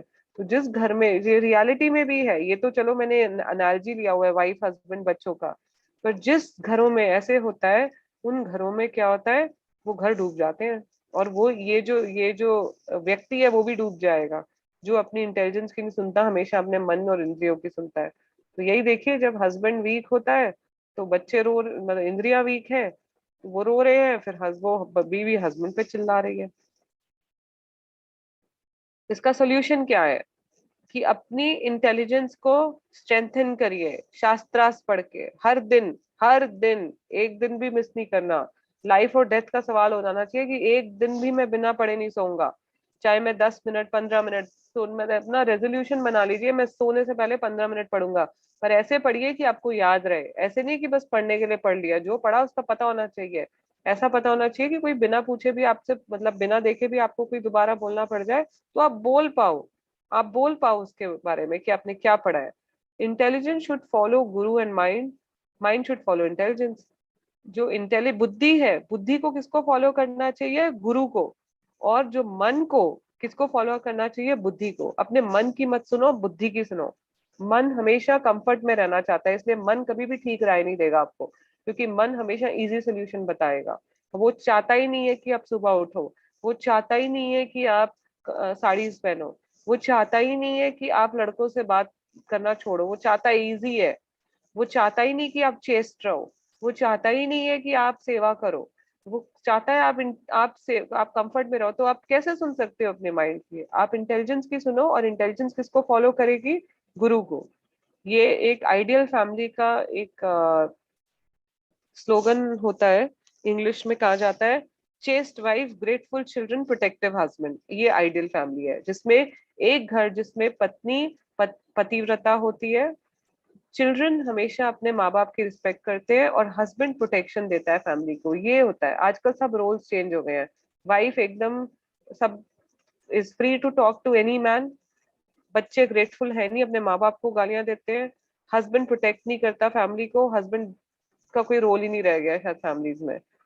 तो ये कैसे आइडियल फैमिली होगी, हमारी कलयुग में सब उल्टा है। ये एक आइडियल फैमिली है जहाँ पे हस्बैंड लीड करता है, वाइफ हस्बैंड को फॉलो करती है, बच्चा भी अपने पिता माता को फॉलो करता है, उनकी रिस्पेक्ट करता है। हस्बैंड डिवोटी है, यहाँ देखिए वो लीड कर रहा है अपने वाइफ को भी और बच्चे को भी। सो ये एक फैमिली आइडियल फैमिली है। What happens when you can chant, जब आप चैंटिंग, वो इस्कॉन में आते हैं तो सब कुछ, हम गुरु महाराज के पास जाते हैं तो गुरु महाराज का एक सोल्यूशन होता है हर चीज के लिए। Are you chanting your round attentively, are you chanting your round attentively. मैं भी ये सोचती हूँ, हर सोल्यूशन चैंटिंग से आ जाता है, हाँ आता है। आप देखेंगे अगर आप चैंट नहीं करते हैं तो आपका मन हमेशा अस्थिर रहेगा, कभी स्थिर रह ही नहीं सकता। और जब आप अच्छे से चैंटिंग करते हैं, आप देखिए धीरे धीरे आपका जो मन है वो भौतिक चीजों से हटता जाएगा। आप खुद देखिए ना, फर्स्ट डे कोई इस्कॉन में आने के बाद प्याज लहसुन छोड़ गया था, धीरे धीरे छूट गया ना, धीरे धीरे तो हमने जबरदस्ती छोड़ा, अब मन भी नहीं करता ना, मन भी नहीं करता। कई लोग हैं हार्डकोर नॉन वेजिटेरियन थे, कई लोग दिन में 10-10 चाय पीते थे, अब जाके पूछो, कई लोग बिल्कुल, मतलब एकदम डिफरेंट थे, खूब बिल्कुल लाइफ चेंज हो गया, चेस्ट नहीं थे, फॉलो 4 रेगुलेटरी प्रिंसिपल्स नहीं फॉलो करते थे, बट जैसे ही उनकी चैंटिंग बढ़ी, चैंटिंग में उनका मन लगना शुरू हुआ, 16 माला शुरू हुई, वो सब लोग क्या हो गए, वो सबका इंटरेस्ट खत्म हो गया उन सबका इंटरेस्ट गंदी चीजों में। और अपने आप वो अब मतलब अब उनको बोलोगे भी तो भी नहीं करेंगे। पहले लोग बोलते थे कि मूवी, कितने लोग हैं आप में से जो जिनको कितना टीवी देखना अच्छा लगता था। अब गाना भी, पहले मुझे याद है मैं एफएम चला के ऑफिस जाती थी, मुझे इतना अच्छा लगता था गाने सुनने। अब गलती से भी ऑन रह जाता है ना रेडियो, कभी पहले किसी ने चलाया और गाड़ी ऑन रह गया उसमें रेडियो, तो मुझसे 1 मिनट भी बर्दाश्त नहीं होते वो सॉन्ग्स, मुझे इतने गंदे लगते हैं वो म्यूजिक। तो आप देखिए कितना हमारा टेस्ट चेंज हो गया है। कुछ तो चेंज हुआ है ना, इसका मतलब चैंटिंग से ही चेंज हुआ है। 1 माला से शुरू किया था, आज 2 माला, 3 माला, धीरे धीरे करके 16 माला, कई 32 माला भी करते हैं लोग। अब नेक्स्ट है डिसिप्लिन। डिसिप्लिन, अभी हमने डिटर्मिनेशन किया, डिसिप्लिन और डिस्क्रिमिनेशन, तीनों चीज हमने अभी धीरे धीरे हमने कवर किया। क्या 3 Ds हो गए? डिटर्मिनेशन की दृढ़ निश्चय, फिर आपका सॉरी आपका ये डिस्क्रिमिनेशन कि आपका क्या सही है क्या गलत है, फिर डिटर्मिनेशन आपका दृढ़ निश्चय, और फिर तीसरा है डिसिप्लिन कि आपको आप क्या करते हैं। डिसिप्लिन में क्या चीजें आ जाती हैं? स्लीप ऑन टाइम, टाइम पे सोना, sorry sleep on time, eat on time, get up on time. ये आपका डिसिप्लिन होगा कि आप सोए टाइम पे, आप खाएं टाइम पे, आप उठे टाइम पे। अगर आप ये 3 चीजें करोगे, देखो बॉडी बॉडी को तो बचा ही नहीं पा सकता कोई। आज मैं एक प्रभुपाद का लेक्चर सुन रही थी, प्रभुपाद यही बोल रहे थे कि कितने टाइम तक बचा लोगे बॉडी को, अगर बॉडी ढल भी रही है तो भी भगवान की सेवा करते जाओ, बीमार हो तो भी करते जाओ, क्योंकि बॉडी ने तो खराब होना ही होना है। पर इसका मतलब ये नहीं है कि हम अपना कुल्हाड़ी पे ही पाँव, कुल्हाड़ी नीचे रख के उसके ऊपर कूदते रहे। अगर हम ये सब करेंगे तो आपको करना करना चाहिए। अभी पीछे में मुझे बहुत छींकें आ रही है, अभी बहुत सारी छींकें, तो मैं समझ नहीं पा रही थी मुझे क्यों छींकें आ रही हैं इतनी। नाउ आई रियलाइज कि every time I eat food मुझे छींकें शुरू हो जाती हैं, बिकॉज मेरी फूड एलर्जी हुई। और वो ऐसे हुई क्योंकि मैं ऑफिस का पीछे बहुत काम कर रही थी, तो मैं दिन भर खाना ना खा के रात को एक ही बार खाना खा रही थी, तो पूरा मेरा टाइम का शेड्यूल खराब हो गया था, and my health was getting, अभी भी कितना खराब हो रहा है, अभी फिर भी पहले से बहुत बेटर हुआ है। बट कितना हम लोग खराब कर लेते हैं अपनी हेल्थ को, कि हम लोग अगर टाइम पे नहीं खाएं, टाइम पे नहीं सोए और टाइम पे नहीं उठे। भक्ति के लिए ये 3 चीज बहुत इंपॉर्टेंट है कि आप टाइम पे सोइए तो आप टाइम पे उठ पाएंगे, तभी आप मंगला अटेंड कर पाएंगे। प्रभुपाद ने बोला था कि आप कोई आरती करो ना करो, मंगला आरती जरूर करना चाहिए। भगवान को जो उठाने का काम होता है सुबह, और भगवान को आरती जो करने का टाइम होता है, वो आपको जरूर जरूर करना चाहिए। Mangala aarti is the most important aarti. Time पे सोइए, टाइम पे खाइए, कि आप क्या प्रसाद, आप एक तो ऑफर्ड खा रहे हैं नहीं ऑफर्ड खा रहे हैं, उससे भी बहुत डिपेंड करता है। आप कुछ भी खा रहे हैं, कॉन्शियसनेस सब खराब हो जाएगा। कितने बजे खा रहे हैं? जब आपका मन कर रहा है तब खा रहे हैं आप, जितनी बार भूख लग रही है उतनी बार। कोई डिसिप्लिन नहीं है, टाइम पे उठ नहीं रहे हैं, रात को टाइम पे सोए नहीं तो टाइम पे नहीं उठे, भक्ति नहीं हो पाएगी। डिसिप्लिन, ये लिख के रख लो क्या क्या चीजें आती हैं, लिख लो कि डिस्क्रिमिनेशन में क्या चीज आता है, डिटर्मिनेशन में क्या चीज आता है, डिसिप्लिन में क्या चीज आता है, और लिख के रख के अपने ऊपर, अपने घर में कहीं अलमारी अलमारी पे इसको चिपका लो। अगर आप ये 3 चीजें नहीं करोगे तो आप क्या पड़ जाओगे? Couch potato. काउच पोटैटो बोलते हैं उस व्यक्ति को जो सारा दिन एक ही जगह पड़ा रहता है और खा पी के मोटा हो जाता है, टीवी देखता रहता है सारा दिन बैठ के। और आजकल तो काउच पोटैटो और हो गए हैं जो सारा दिन लैपटॉप पे लगे रहते हैं और खाते रहते हैं बैठ के, और वह सारा दिन कंप्यूटर पे लगे होते हैं। What if you follow the 3? अगर आप ये 3 D, सबको 3 D को फॉलो करोगे, और ये आप ये जो हमने अभी डिसिप्लिन में 3 करे हैं और 3 D जो हमने पढ़े हैं, अगर आप ये करोगे तो आप एवरीथिंग विल बिकम पॉसिबल। कौन ऐसे व्यक्ति को हरा पाएगा? आप खुद बताओ ना, जिसके अंदर ये क्वालिटीज होंगी। लोग आपको मांग मांग के लेंगे नौकरी के लिए, ये मैं आपको लिख के दे रही हूँ। आपको जॉब्स बैठे बैठे मिलेंगी, आपको सेवा के देना चाहेंगे लोग। आप हर चीज में आगे बढ़ोगे क्योंकि आप ये सब फॉलो कर रहे हो। आप अपने टाइम को भी वैल्यू कर पाओगे, आपके पास टाइम होगा चीजें करने का। जो लोग बोलते हैं ना हमारे पास टाइम नहीं है, टाइम नहीं है करने का, वो लोग, किसका मतलब उनको टाइम मैनेज ही नहीं करना आ रहा है, दे डोंट नो। आप आराम से अपना टाइम मैनेज कर सकते हो अगर आप उसको ढंग से करो, if you don't waste your time. अगर आप टाइम वेस्ट कर रहे हो, if you are talking too much on phone, if you are talking too much with people unnecessarily, if you are even मंदिर में आप टाइम भक्ति में ना लगा के इधर उधर घूमने फिरने खाने पीने में ज्यादा वेस्ट कर रहे हो, तो आप भक्ति नहीं कर रहे हो। सारा दिन जो व्यक्ति मंदिर में बैठा रहा है बट वो सिर्फ इधर उधर रुल रहा है, उसका क्या फायदा। आप जा रहे हो, जाओ। माताओं के लिए बहुत इंपॉर्टेंट है जब वो जाती हैं, तो एक अपना स्टैंडर्ड बना लो कि हम साड़ी के बिना नहीं जाएंगे, हम साड़ी पहन के जाएंगे टेम्पल में। सब जितनी लेडीज यहाँ पे हैं, जितनी वैष्णवीज भी हैं, उन सबका एज है वो साड़ी पहन सके। आप साड़ी पहन के जाओ, it looks so elegant, it looks so nice, dress up nicely, wear nice smart sarees, dress up as per the Vaishnav thing। ये नहीं कि साड़ी के भी ब्लाउजेस आपके इतने इतने डीप नेक बना लिया, आप मंदिर जा रहे हो। आप समझ रहे हो, आप लोगों के ब्रह्मचारियों को कोई एजिटेट करने के लिए जा रहे हो। You are going to the temple, dress up decently as per the temple rules. वहां जाके प्रभु जी से बातें नहीं करिए। अपनी सीनियर, अगर आपको किसी प्रभु जी से बात करना है, सीनियर माता जी के थ्रू करिए, अपनी सीनियर्स को लेके जाइए। बात ही क्यों करना है मुझे समझ नहीं आता। मतलब why would you even want to talk, आपका कोई सेवा तो है नहीं उनसे कि आपको उनसे कोई काम पड़े। हंसी मजाक ही हा ही खी खा खी हो रहा है, that is just time waste. Don't waste your time and don't waste their time.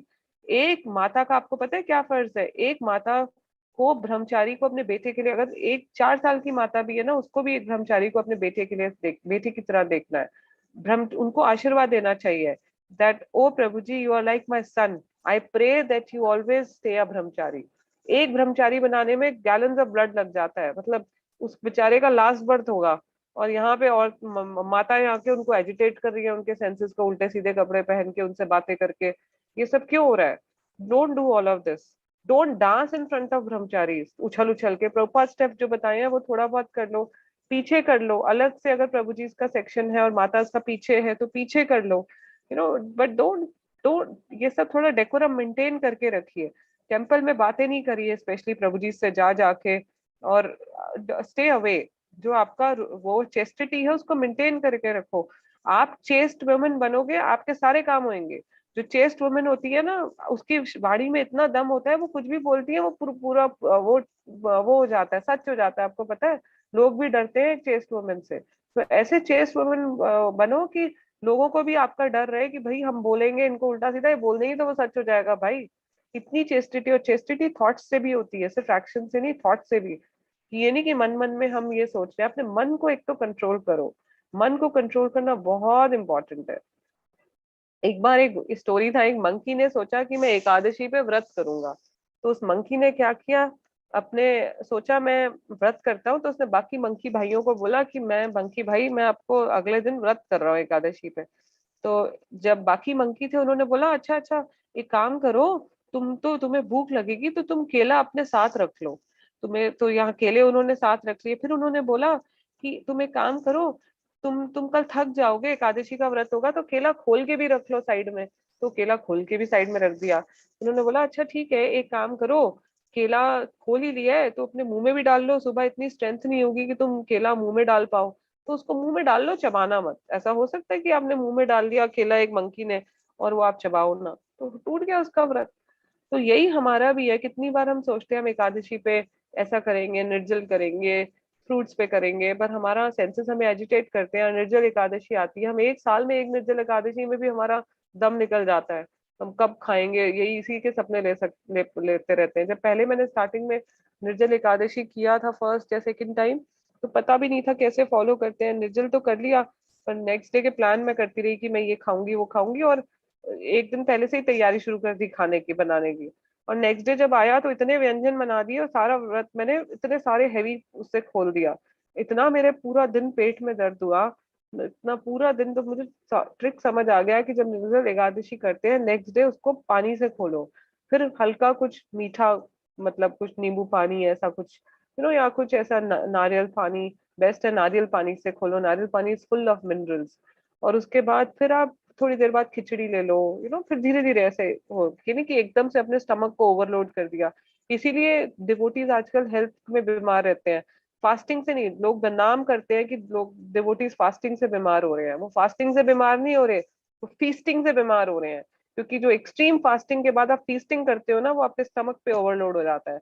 आप सारा दिन एकादशी फास्ट करते हो और मंदिर में शाम को क्या खा रहे हो? फ्राइड आलू के चिप्स, हाँ, कुट्टू की तली हुई पूड़ियां और आलू की सब्जी। ये सब नहीं खाओ, बकव्हीट होता है आजकल, किनोवा खा सकते हो। Light, eat light things. Don't eat too heavy on your stomach on the day of fast. तो ये जो मंकी मेंटालिटी है, मंकी मेंटालिटी मतलब जो मंकी जो होता है ना, वो हमेशा भागता रहता है इधर उधर। कहीं आपने कभी एक मंकी को देखा है जो चुपचाप बैठ के बुक रीडिंग कर रहा हो? मंकी हमेशा इधर उधर कुछ शैतानी ही सोचता रहता है। जो शांत भी बैठा है ना, कुछ शैतानी सोच रहा होगा क्या करेगा। और ये तो भक्त अच्छे से जानते हैं कि सब वृंदावन में गए हुए हैं, उन्होंने वृंदावन में मंकी अटैक झेले हुए हैं। अभी रिसेंटली इस लास्ट टू लास्ट वीक जब मैं वृंदावन गई, तो मंकीज ने आके, हम लोग राधा गोविंद देव जब मंदिर गए, मंकीज ने अटैक कर दिया हमारे ऊपर। हमने कुछ देखा भी नहीं, कुछ नहीं किया, ऐसे ही। क्यों आए नहीं समझ आया। वो तो प्रभु जी आ गए, उन्होंने हमें बचा लिया। बट मंकीज, हमारा माइंड भी ऐसे ही है, रेस्टलेस हमेशा। जो हम कभी प्रेजेंट में नहीं जीते, और पास्ट और फ्यूचर में जो व्यक्ति रहते हैं ना, वो तमोगुण में है। पास्ट और फ्यूचर में रहना मतलब तमोगुण। जो हमेशा पास्ट में सोच रहे हैं, ऐसा हुआ था जी, मैंने तो गलती कर दी जी, मैंने तो ये कर दिया जी। या फ्यूचर में मैं तो ये करूंगा, अब मुझे कल ये काम करना है, मुझे परसों। अरे प्रेजेंट, प्रेजेंट मीन्स गिफ्ट, वो आप वेस्ट कर रहे हो। प्रेजेंट मीन्स सतोगुण। सतोगुण में रहने के बजाय आप तमोगुण में रह रहे हो। Take each day at a time. आज जो दिन है उसमें बेस्ट करो, कल जो आएगा उसमें बेस्ट करना, परसों जो आएगा उसको भी बेस्ट करना। एक एक दिन लेके करो, ये नहीं कि just thinking 10 steps ahead. 2.41. Those who are on this path are resolute in purpose and their aim is one. व्यवसात्मिका बुद्धि, ये बहुत इंपॉर्टेंट वर्ड्स है। व्यवसाय, व्यवसाय का मतलब बिजनेस। एक जो प्रभुपाद यहाँ पे बिजनेस को बोलते हैं, जो एक बिजनेसमैन होता है ना, वो आप देखना कभी, वो प्रभुपाद बोलते हैं बड़े इंटेलिजेंट होते हैं। ये जो बिजनेसमैन होता है ना, वो अपने बिजनेस को बढ़ाने के लिए इतनी अच्छी मार्केटिंग करता है, इतनी जबरदस्त मार्केटिंग करता है। वो हमेशा सबको बताता है ऐसा करो वैसा करो। वो अपना प्रोडक्ट सेल करने के लिए कुछ भी करेगा, वो इतना बढ़िया होता है बिजनेस में। ही सो स्मार्ट, वो आपको कन्विंस कर देगा। तो वैसे ही प्रभुपाद कहते हैं कि एक भक्त का क्या व्यवसाय है, हमारा क्या बिजनेस है? भक्ति। तो हमें भी जो हमारा व्यवसाय है उसमें एकदम रेजोल्यूट होना चाहिए। मतलब एकदम जैसे पतिव्रता नारी अपने पति के अलावा किसी के बारे में ना सोचती है, ना उसको देखती है, ना कोई थॉट आता है ना, वैसे ही हमारा पर्पस, वैसे ही हमारा स्वभाव होना चाहिए भक्ति में। Those who are on this path are resolute in purpose, व्यवसात्मिका बुद्धिर एहे कुरु नंदन, बहुशाखा हयनंतश्च बुद्धियो व्यवसायी नाम। तो जो एक भक्त होता है, वो intelligence of those who are irresolute is many branch. मतलब जो भक्ति नहीं करना चाहते ना, वो 100 चीजों के बारे में सोचते हैं। वो मायावादी को भी फॉलो करेंगे, वो गुरुजी को भी कोई फॉलो करेंगे, वो बाबा रामदेव को भी फॉलो करेंगे, वो प्रभुपाद मंदिर इस्कॉन भी आ जाएंगे, वो जी ये भी कर लेंगे, वो भी कर लेंगे, ये भी कर लेंगे, सब कर लेंगे। हाँ, बट जो एक भक्त होता है, वो सिर्फ और सिर्फ उसको पता है कि भैया मुझे एक ही को फॉलो करना है, मेरा एक ही गुरु है, मैं इधर उधर नहीं जाऊंगा। हमेशा आपका गुरु भी एक होना चाहिए। आप बहुत सारे लोगों को फॉलो करोगे ना, आप कंफ्यूज हो जाओगे, और फिर आप बहुत सारे लोगों को सर्व भी नहीं कर पाओगे, और अपराध होंगे। अब मंदिर में हमें 10 लोग मिल गए जी, आप रिस्पेक्ट करो सबको, बट फॉलो एक को करो, क्योंकि सबका मूड अलग होगा। एक को फॉलो करो, जो आपकी अथॉरिटी है बस उसको फॉलो करो। 100 गुरु मत बनाओ। कितने गुरु बनाओगे आप? 100 गुरु नहीं बनाओ। क्लियर होना चाहिए। मैं कितने टाइम से इस्कॉन में हूँ, I have two people that I follow. My both are my शिक्षा गुरु। सर हैं लीला पुरुषोत्तम प्रभु जी, यहाँ पे सरप्रिय प्रभु जी हैं टेम्पल में। I don't have time to follow any other person. अगर मैं करूंगी, वो मुझे कोई सेवा देंगे, कोई थर्ड व्यक्ति, मैं नहीं कर पाऊंगी, मेरे पास टाइम नहीं होगा, फिर अपराध होगा। तो इतने लोगों को आप सबसे हाई मतलब मिलो, हरे कृष्णा करो, अच्छे टर्म्स रखो, कि हाँ ठीक है, हम हाय हेलो बोल दिया हमने टेम्पल में, हरे कृष्णा कर दिया सबको, बट फॉलो एक को करो। Simple. Don't follow too many people. सबका मूड अलग होता है, आप कंफ्यूज हो जाओगे। अगर आपका फोकस लैक कर रहा है, आप फोकस नहीं कर पाते, पढ़ाई करना है पढ़ाई नहीं कर पा रहे, जॉब के टाइम पे हमारा यही रोना है। हमारे एग्जाम्स होते हैं तो हम सोचते रहते हैं कब खत्म होंगे, कब खत्म होंगे एग्जाम्स। एग्जाम्स खत्म हो जाते हैं तो उसके बाद हम कुछ और सोचना लग जाते हैं। हम कभी भी प्रेजेंट में नहीं जीते, फोकस नहीं कर पाते प्रेजेंट में। तो ये चीजें हमेशा, ये आरपीडी प्रिंसिपल फॉलो करो। आरपीडी मतलब रेगुलेशन। रेगुलेशन करो। रेगुलेशन मतलब don't eat too much, don't not eating too much, not eating too less, doing things at a particular time. ये नहीं कि बे टाइम कुछ भी हो रहा है, बे टाइम खा रहे हैं, बे टाइम सो रहे हैं। नॉट स्लीपिंग टू लेस, जितना सोना है उतना सोना है, ना कम ना ज्यादा, जितना खाना है उतना खाना है, ना कम ना ज्यादा। पंक्चुअलिटी, इंडियंस का तो फेमस है हर जगह, फेमस है हर जगह पंक्चुअल ना होने पे। हमारा कोई भी प्रोग्राम टाइम पे ना शुरू होता है ना टाइम पे खत्म होता है, अनफॉर्चुनेटली। तो ये हमें नहीं करना। 5 o'clock means 5 o'clock, 5 o'clock does not mean 5:02, 5:03, 5:10, 5:10। 5 means 5, punctuality. इतना आपको डिसिप्लिन होना चाहिए। डी डिसिप्लिन, हमने डिसिप्लिन अभी पीछे पढ़ा ही है। हाँ, get up on time, and eat on time, sleep on time. One step at a time लेके चलो। जैसे मैंने पहले बताया, चैंटिंग भी जब हम करते हैं, ये मत सोचो मुझे 16 माला करनी है, वन मंत्र एट अ टाइम। ये भी मत सोचो मुझे एक माला करनी है अभी, उस माला पे भी नहीं, एक मंत्र पे ध्यान होना चाहिए। मंत्र के टाइम पे सिर्फ उस मंत्र पे ध्यान होना चाहिए, और इधर उधर नहीं कि हमें कल क्या करना है, अभी हमें क्या खाना बनाना है, अरे मेरा वो रह गया, ये रह गया। सारे काम चैंटिंग के टाइम याद आते हैं, पर अपने माइंड की मत सुनो, माइंड को मत सुनो। माइंड को बोलो, माइंड को ऐसे बोलो जैसे आप एक एक्सटर्नल व्यक्ति को बोलते हो। माइंड को एक थर्ड पर्सन की तरह ट्रीट करो। माइंड को बोलो तू चुपचाप बैठ जा, अभी मैं तेरी बात नहीं सुन रहा हूँ। और अपना चैंटिंग पे वापस, जितनी बार दिमाग जाए उतनी बार दिमाग वापस उस मंत्रा पे लेके आओ। हरे कृष्णा कृष्णा कृष्णा हरे हरे, हरे राम राम राम हरे हरे। जितनी बार माइंड जाएगा उतनी बार माइंड को वापस, जितनी बार माइंड जाएगा उतनी बार, 100 बार जाएगा 100 बार वापस लेके आओ। Don't think what happens next. सोते हुए हमारे को, सब कई लोगों को नींद नहीं आती, सोते हुए सारी प्लानिंग चलती है दिमाग में। नहीं, अपने माइंड को बोलो जब मैं सो रहा हूँ मैं सो रहा हूँ, जब मैं खा रहा हूँ मैं खा रहा हूँ, जब मैं चैंटिंग कर रहा हूँ मैं चैंटिंग कर रहा हूँ। दिमाग को जो इंसान कंट्रोल करना सीख जाता है ना, अपने मन को, वो लाइफ में बहुत आगे जाता है। जो काम आप उस टाइम कर रहे हो आप उसी टाइम करो। अगर मैं आपको अभी बता दूं ना मुझे ये क्लास के बाद कितने काम अभी करने हैं, तो मैं पागल हो जाऊंगी। मैं क्या करती हूँ, इसलिए लिख के रख लेती हूँ। मैंने लिख दिया, मेरे लिए वो चीज खत्म हो गई। फिर मैं अपना स्लिप उठाऊंगी, रेफर करूंगी, मुझे ये काम करना है, मैं कर लूंगी। तो do take each step at a time. So this is you know what it is, see such a well lighted room. मतलब जहां पे भी लाइट होगी ना, वहां पे इग्नोरेंस नहीं होगी, वहां पे हमेशा लाइट रहेगी। There will always be light, there will be always अंधकार नहीं होगा, वहां पे अज्ञानता नहीं होगी। So thank you. कोई क्वेश्चंस है? We can take 2-3 questions quickly. किसी के 2-3 क्वेश्चंस हैं? Yes Rohini.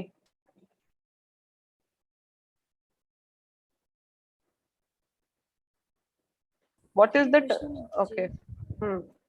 Mataji, I have this question that if a person have like broken the 4 principles, but hmm. now that person has realized his mistakes, and now he is following bhakti and doing chanting and all, so तो क्या उनके जो पाप होते हैं वो count होते हैं या it कटेड of? Oh very nice question Rohini. जो अगर कोई व्यक्ति भक्ति में आ जाता है ना, तो भगवान उसके जो पाप होते हैं वो बहुत कम हो जाते हैं। बहुत कम, मतलब मिलेंगे फल, बट बहुत, अगर उसको पहाड़ जितने मिलने होंगे ना पहले, तो उसको चींटी जितने मिलेंगे। दूसरा, भक्ति करने से क्या होता है, आपको मिलते भी है ना, आपका स्पिरिचुअल स्ट्रेंथ, आपको आध्यात्मिक शक्ति मिल जाती है ना। जब आप चैंटिंग करते हो आपको बहुत आध्यात्मिक शक्ति मिलती है। तो अगर आपको कोई उनका फल भी मिलना है ना, आपको शक्ति होगी तो डील। अगर कोई भौतिक व्यक्ति है, वो चैंटिंग नहीं कर रहा, उसको शक्ति नहीं है पाप का जो फल झेलने की, तभी वो एकदम दुखी आ जाता है। भौतिक भौतिक लोग आप देखना, थोड़ा सा प्रॉब्लम नहीं आता, रोने पिटने लग जाते हैं। यहाँ पे आजकल there are people I am seeing. आजकल मैं प्रीचिंग करती हूँ, तो there are some people who are materially very opulent. मैं देखती हूँ उनकी लाइफ में छोटी सी भी प्रॉब्लम आती है, उनमें स्ट्रेंथ नहीं है झेलने की, और अब धीरे धीरे चैंटिंग करने से उनमें स्ट्रेंथ आ रही है। तीसरा ये होता है, जब आप भक्ति करते हो तो आपका जो दृष्टिकोण होता है, जो परसेप्शन होता है चीजों को देखने का, वो चेंज हो जाता है। आप बहुत, आपके अंदर आपका नेचर बहुत चेंज हो जाता है। आप ज्यादा फॉरगिविंग हो जाते हो, लोगों को माफ करने का आप में शक्ति आ जाती है। आप दुख को दुख नहीं झेलते हो। भक्तों को दुख भी आता है ना, वो देखता है कि ये दुख मेरे लिए इसलिए आया है क्योंकि मैंने पास्ट लाइफ में किसी के साथ कोई गड़बड़ किया है। आप सोचो ना, एकदम से आपका पूरा एंगल ही चेंज हो गया। अगर अभी आपको कोई व्यक्ति बहुत तंग कर रहा है, आप रो रहे हो इस व्यक्ति ने मेरी लाइफ खराब कर दी, और एकदम से आपको कोई ये बता दे अरे तुमने इस व्यक्ति का मर्डर किया था पिछले लाइफ में, तो आप सोचोगे अरे ये तो कुछ भी नहीं है जो मैंने इसके साथ किया है। तो भक्त इसीलिए यस, आपके पाप बहुत, आपका जो फेट होता है वो भक्ति करने से बहुत चेंज हो जाता है। तो पाप आपके डेफिनेटली बहुत, जो आपको पहाड़ जितने मिलने होते हैं वो चींटी जितने रह जाते हैं आपके। Yes, that's true. ओके, एक यहाँ पे, हाँ थैंक यू ऋतु माता जी। हाँ, गीगो प्रिंसिपल यही है, garbage in garbage out. What is the time table for eating? Khushboo माता जी, टाइम टेबल बेस्ट होता है माता जी कि आप, ओके, टाइम टेबल का बेस्ट होता है कि आप लोग नॉर्मली जो, अगर आप नेचुरोपैथी का सोच देखोगे तो नेचुरोपैथी में बताते हैं कि 15 से 16 घंटे का फास्टिंग होना चाहिए। उस फास्टिंग के टाइम में आपको फ्रूट्स भी नहीं खाने चाहिए। उस फास्टिंग में आप सिर्फ लिक्विड नारियल पानी ले सकते हो या वेजिटेबल जूस ले सकते हो कोई, ऐसा। तो आइडली आप ऐसा करिए कि रात को अगर आप 7 बजे खाना खा रहे हैं, डिनर कर रहे हैं, तो एक तो सूर्यास्त से पहले खा लीजिए। तो 7 बजे अगर आप डिनर कर रहे हैं तो अगले दिन आप फिर 9 बजे 10 बजे तक आप नाश्ता कर लीजिए। उसके बाद आप, मतलब फिर उसके बाद आपका विंडो रहेगा कि आप 10 बजे से 7 बजे के बीच में अपना मॉर्निंग ब्रेकफास्ट लंच डिनर सब कर लीजिए। और फिर उसके बाद आप दोबारा से 14 घंटे का फास्टिंग करिए। आइडली सूर्यास्त के बाद नहीं खाना चाहिए।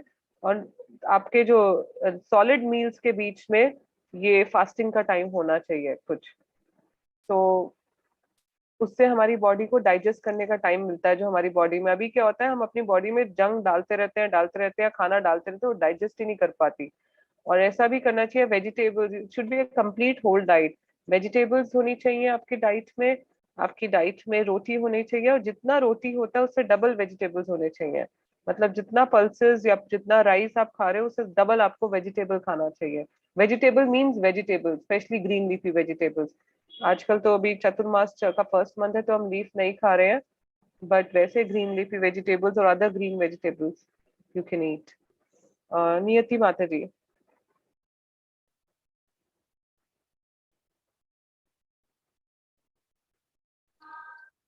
हरे कृष्ण माता जी। हाँ जी माता जी।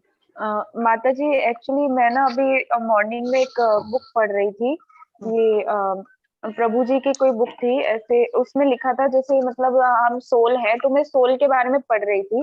बट माता जी जैसे मेरे को क्वेश्चन आया जैसे कि हम जैसे हमारे अंदर सोल होती है, उसमें कृष्ण जी भी हमारे साथ होते हैं। बट जैसे हमारी जो सोल होती है तो वो भी मतलब उसमें भी कृष्ण जी का वास होता है क्या?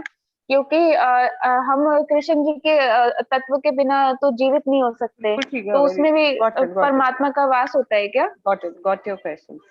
तो माता जी आपको ना ये समझना पड़ेगा कि जो हमारे अंदर एक तो स्पिरिट सोल है और एक सुपर सोल है, मतलब एक जीवात्मा और एक परमात्मा है। तो परमात्मा तो परमात्मा ही, आप समझ गए। परमात्मा तो ऑब्वियसली भगवान का ही अंश, भगवान का ही पार्ट वो है, ठीक है। वो तो भगवान ही स्वयं बैठे हुए हैं अपनी एक्सपेंशन में, शिरोदक्षाई विष्णु परमात्मा के रूप में हमारे अंदर बैठे हुए हैं। और जो हमारी आत्मा है वो भी माता जी, that is also a part of Krishna only, that is also full of Krishna. तभी तो अगर हमारा एक एक एटम जो है ना बॉडी में, ऐसा नहीं है मेरे अंदर कृष्णा सिर्फ मेरे अंदर है, वो हर एटम में भी है। नहीं तो एटम में कैसे जान होगी? Atom is the smallest living particle. तो एटम, हर एटम में कृष्णा है। मेरे अंदर जितने एटम्स है ना, उस उतने एटम्स में कृष्णा है। So yes, absolutely, the soul is also all Krishna. The soul is all divine. Soul is all Krishna. वो उसकी वो रह ही नहीं सकता ना। सोल कैसे इटर्नल है? सोल तो इटर्नल है। और वो कैसे इटर्नल हुआ? क्योंकि वो कृष्णा है, वो डिवाइन है। That is a divine thing. Soul is not material, so definitely it is all Krishna. Okay माता जी। और माता जी एक क्वेश्चन, जैसे कि मतलब हमारी जो बॉडीज होती है, जब मतलब हमें सरवाइव करने के लिए जैसे परमात्मा का अंश चाहिए हमारी साथ, तो अगर मतलब जैसे कि परमात्मा नहीं होंगे तो हमारी बॉडी मतलब काम नहीं करेगी, मतलब वो कॉन्शियसनेस नहीं होगी उसमें, या मतलब सिर्फ सोल के होने से नहीं होगी? क्या क्या माता जी, सॉरी आई डिडंट गेट, क्या नहीं होगा? जैसे माता जी जब बॉडी पूरा मतलब हमारा लास्ट टाइम होता है, तो क्या मतलब लास्ट टाइम पे जो हमारी बॉडी से परमात्मा भी चले जाते हैं क्या, या वो वहीं रहते हैं बट हमारी सोल चली जाती है? नहीं माता जी, सब खत्म हो जाता है, body just leaves. When the spirit soul leaves, the super soul also leaves. और वो बस उसमें से आपका जो पंचभूत होते हैं वो पंचभूत में मिल जाते हैं, और आपका जो मन बुद्धि अंग, जो आपका ये 3 सटल एलिमेंट्स होते हैं, मन बुद्धि अहंकार, वो नेक्स्ट बॉडी में चले जाते हैं। इसीलिए तो सोच बोलते हैं कि आपकी जो भी आप सोच रहे हो ना, वो आपके सब इस रिकॉर्ड हो रहा है। कई बार आपको सपने आते हैं, वो आपके कहीं पास्ट लाइफ के भी आ रहे हैं, अभी इस लाइफ के ही नहीं खत्म होते। तभी आप अपने माइंड में गंद मत डालो, choose your thoughts also. Thoughts को भी चूज करके डालो, कूड़ेदान नहीं है, क्योंकि वो सब आपके नेक्स्ट लाइफ में ट्रांसफर हो जाते हैं, and the body finishes, the soul leaves the body. तभी तो हम मर गए। सोल रहेगा तो हम मरेंगे नहीं। अगर सोल हमारी बॉडी में रहेगा तो हम जीवित रहेंगे। सोल लीव्स, क्योंकि हमारा खुद का कोई अस्तित्व नहीं है। बॉडी तो पंचभूत की है, पंचभूत मिल जाते हैं वापस, धरती वायु आकाश अग्नि जल, वो मिल जाते हैं वापस। ठीक है माता जी, ओके, थैंक यू माता जी। थैंक यू माधवी जी। और किसका क्वेश्चन? कनक का क्वेश्चन था। कनक है? Okay, she's already left, I think. Okay, thank you so much for hearing this, for attending. I think Ranchi के काफी माताएं already वहाँ पे जो हमारा राधाकांत प्रभु जी आए हुए हैं गुरुकुल से, हमारा वो भागवत कथा सप्ताह वो खत्म होने वाला है, उसके लिए आज काफी माताएं वहां गई हैं।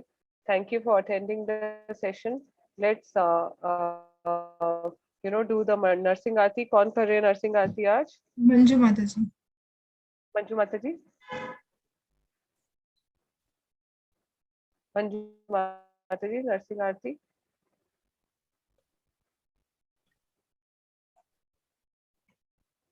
किधर गई है मंजू माता जी? हाँ मैं यही हूँ माता जी, कर रही हूँ। पहले गुरु प्रणाम मंत्र करूँ ना, उसके बाद चालू करते हैं ना। आप सीधा नर्सिंग आरती शुरू कर लो।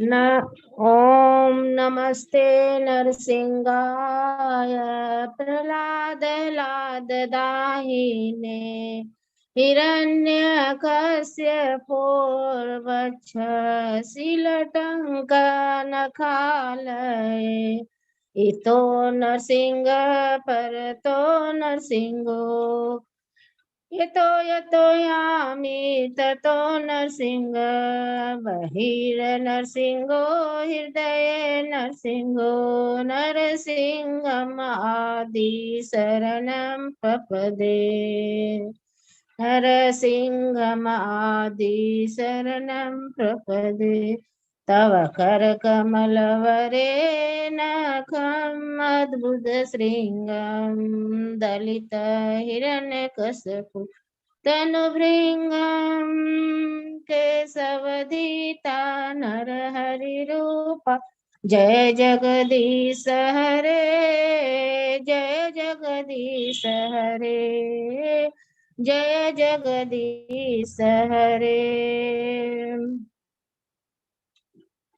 जय नमो विष्णुपादाय कृष्णप्रेष्ठाय भूतले श्रीमते भक्ति वेदांत स्वामिनीति नामिने जय जय प्रभुपाद प्रभुपाद प्रभुपाद प्रभुपाद जय निताई गौर हरि बोल हरि बोल हरि बोल जय जय प्रहलाद महाराज प्रहलाद महाराज प्रहलाद महाराज जय जय जय जय लक्ष्मी नरसिंह लक्ष्मी नरसिंह लक्ष्मी नरसिंह जय जय। थैंक यू माता जी। Thank you so much Manju माता जी। हरे कृष्ण माता जी। ओके, तो अच्छा गाया आपने, बहुत अच्छा गाया। अभी इतना अच्छा सीखी नहीं हूँ। कोई बात नहीं, आप सुन के सीख जाओगे। बहुत अच्छा गाया आपने।